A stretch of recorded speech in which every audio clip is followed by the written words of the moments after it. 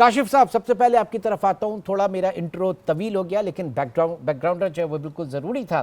آپ کس طرح سے دیکھ رہے ہیں اس انوویشن کو, اس انڈاکیومنٹڈ اکانومی کو ڈاکیومنٹ کرنے کا یہ جو طریقہ اس وقت لے کر آیا جا رہا ہے؟ کاشف انور صاحب.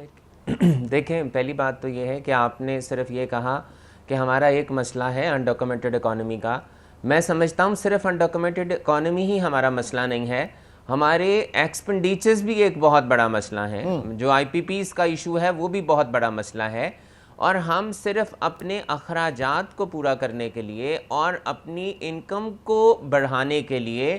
ہم لوگوں پہ ٹیکس لگاتے جا رہے ہیں. میں ڈاکومنٹیشن کے خلاف نہیں ہوں, میں ڈیجیٹائزیشن کے خلاف نہیں ہوں, یہ ہونا بہت ضروری ہے. بلکہ میں تو ہر پلیٹ فارم پہ یہ کہتا ہوں کہ اس وقت آپ گورنمنٹ سے چھپا کچھ نہیں سکتے اور ہمیں چھپانا کچھ نہیں سکتے. لیکن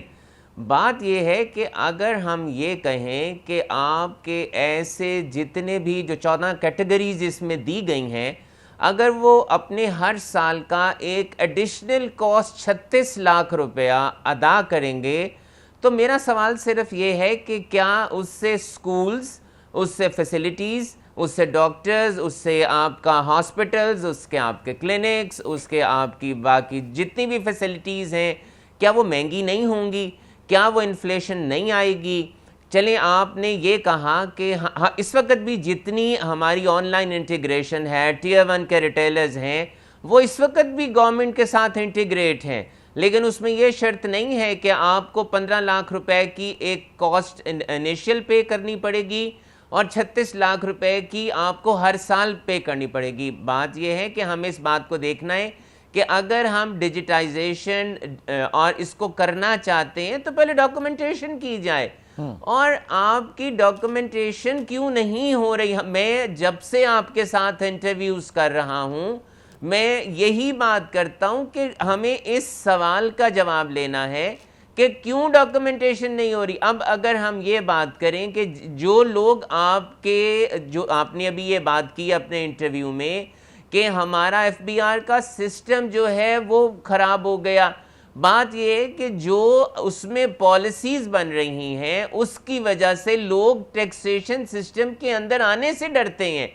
ہمیں وہاں پر فیسیلیٹیشن دینی ہوگی. کوئی ایسا, دیکھیں, یہ کوئی ایسا پاکستانی نہیں ہے جو انڈائریکٹ یا ڈائریکٹ ٹیکس نہیں دیتا, تمام پاکستانی ٹیکس دیتے ہیں, لیکن لوگ ٹیکسیشن میں ڈاکومنٹیشن سے آنے سے ڈرتے ہیں. اب بھی آپ دیکھ لیں جو نیا قانون آیا ہے اس میں آپ کا جو ایک اپیلیٹ فورم ہے اس کو ختم کر دیا گیا ہے, اور اگر کسی نے بعد میں اپیل کرنی ہے ہائی کورٹ میں جا کر تو جو اسیسنگ آفیسر نے آپ کی اسیسمنٹ کی ہوگی اس کا سٹے لینے کے لیے آپ کو 30% آف دا اماؤنٹ پے کرنی ہے. تو ہماری گورنمنٹ سے یہ ریکویسٹ ہے کہ جو ایگزسٹنگ ٹیکس پیئرز ہیں, اگر آپ ان کے لیے ٹیکسیشن سسٹم کو خوفناک کرتے جائیں گے, اس کو بلا بنا دیں گے, چڑیل بنا دیں گے کہ جو اس سسٹم کے اندر آئے گا اس کے لیے مشکلات ہیں, پرابلمز ہیں, تو دیکھیں پھر یہ ایسا نہیں ہوگا, ہمارا ٹیکس بیس نہیں بڑھے گا. ہمیں بیٹھ کے سوچنا ہے کہ ہمیں ٹیکس بیس کیسے بڑھانا ہے. جی ٹھیک. نعیم میر صاحب, آپ انتہائی اہم ٹاسک اس وقت لے کر چل رہے ہیں معیشت کو دستاویزی صورت میں ڈھالنے کے لیے. تمام ریٹیلرز جو ہیں وہ آپ ان کے ساتھ ہیں اور یہ تاجر دوست اسکیم.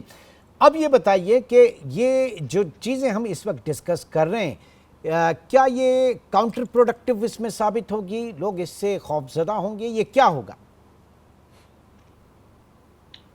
میں نے آپ کا انٹرویو سنا ہے اور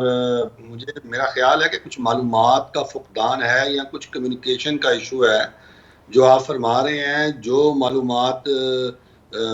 میرے تک پہنچی ہوئی ہیں سر جو میڈیا میں رپورٹ ہو رہا ہے, جو پرنٹ میڈیا میں رپورٹ ہو رہا ہے, میں وہ ڈسکس کر رہا ہوں, اور آپ ظاہر ہے کہ حکومتی حلقوں سے بہت قریب ہیں, تو آپ ہماری رہنمائی کریں کہ کیا صحیح کیا چیز ہے.